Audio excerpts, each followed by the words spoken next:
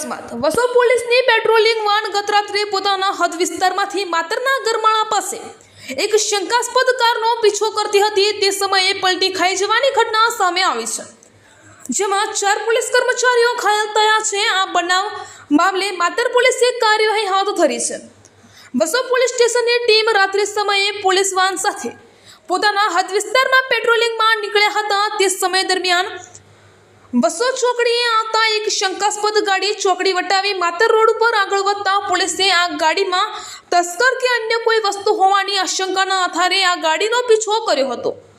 પોલીસની ગાડી પાછળ આવતી જોઈને આ આગળ જતી ગાડીએ સ્પીડ વધારી હતી, જેથી પોલીસની ગાડીએ પણ સ્પીડ વધારી હતી।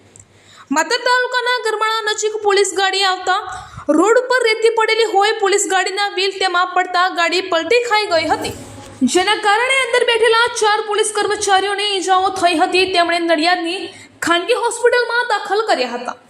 આ બાબતે વસો પોલીસ મથકના પીએસઆઈને પૂછતા તેમણે જણાવ્યું હતું કે પોલીસ ગાડી રાત્રે પેટ્રોલિંગમાં હતી, તે દરમિયાન એક શંકાસ્પદ ગાડીનો પીછો કરવા છતાં માતર તાલુકાના ગરમાળા નજીક રોડ ઉપર રેતી પડેલી હોવાથી પોલીસ ગાડી પલટી ખાઈ ખેતરમાં પડી હતી, જેના કારણે 4 પોલીસ કર્મચારીઓને ઈજાઓ થઈ છે। તેમની તબિયત હાલ સારી છે। માતર પોલીસે આ બનાવ મામલે કાર્યવાહી હાથ ધરી છે।